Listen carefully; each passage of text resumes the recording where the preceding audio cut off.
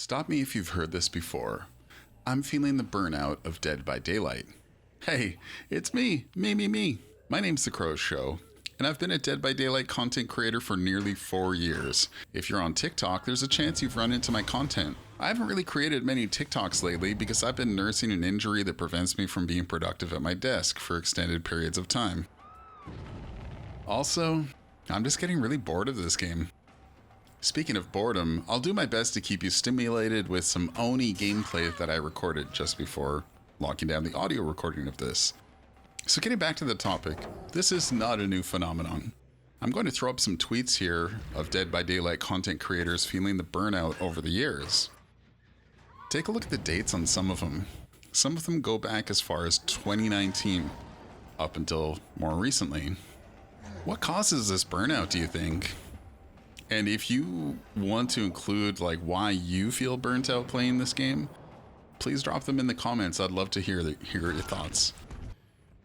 I have some theories, and I'll also discuss reasons why I am feeling the burnout for this game. Here are just some of my reasons. Wesker, distortion gamers, slugging at 5 gens, feeling like the killer's playing in a tournament and you're just loading into solo queue.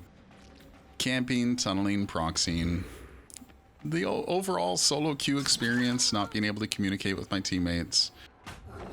Also recently, Dead by Daylight raised the soft cap for MMR, which results in quote-unquote sweatier games.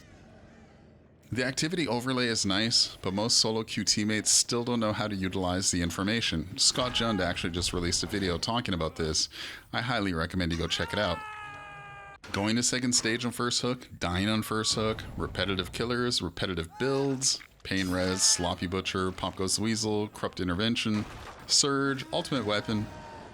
The builds that every killer is using right now. Also, if you're playing killer, you're going to see repetitive builds for survivors. Adrenaline, windows of opportunity, resilience, prove thyself, and powerful medkits and toolboxes. If you happen to see a lobby of people with flashlights, they're doing you a favor. Flashlights are very bad items and actually help the killer more than they help the survivor. And don't get me started on survivors pre-dropping pallets.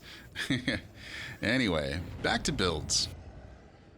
Here's a small rant you've heard before, whether it's on another YouTube video or if you're on Twitter or X. Distortion received a lot of flack in recent months. It's a good perk, don't get me wrong, but in the wrong hands, it can actually kill your solo queue teammates. A majority of distortion gamers use the perk to hide, be totally immersed, and avoid the killer at all costs. Why would anyone play this game at all? The chase is the most fun aspect of this game. Distortion gamers often play selfishly. They don't take chases. They don't take hook states. They don't take protection hits.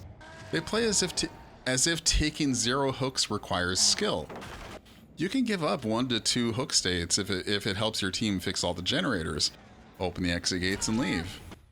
Instead, distortion gamers fix generators on the outer parts of the map, avoiding dangerous areas, placing their team in a very bad 3 generator situation, and as a result, watching their teammates die while they wait for hatch to open.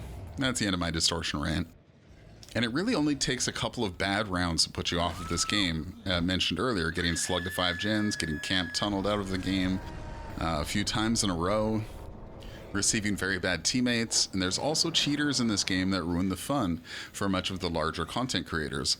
Choi actually posted a recent video that reveals some of the haunting facts about cheaters. In a nutshell, there's still many of them, they stream snipe a lot, and in fact, they have a Discord dedicated to watching fellow cheaters grief streamers. And thanks to perks like background players, sprint burst made for this dead hard, it's become much easier for cheaters to be subtle while cheating. Thanks, Dead by Daylight. The game is also very repetitive. If you're a survivor main, you spend much of your time fixing gens, cursing teammates for bad choices they've made. And for the record, all streamers are A+ players and never ever make mistakes. Getting annoyed when killers slug and hump on the ground, running into the same killers over and over. Some killers make me want to disconnect as soon as I see them. Skull Merchant, The Knight, Wesker, Pinhead, Nurse, Dredge, and Twins, to name a few. Map design is also very bad. Garden of Joy, Haddonfield, Swamp, Springwood. Many are unpleasant to play depending on the side you're on, and some are miserable on either side. Dead by Daylight could benefit from adding new game modes.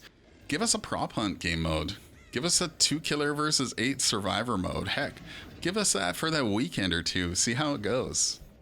I know I'm ranting a lot here, but isn't that what the Dead by Daylight community is great at doing? And on the topic, I am going to be getting some guests onto my podcast, Red Rank Podcast. I'll leave a link in the description. It's on Spotify, Apple Podcasts, anywhere you can download a podcast.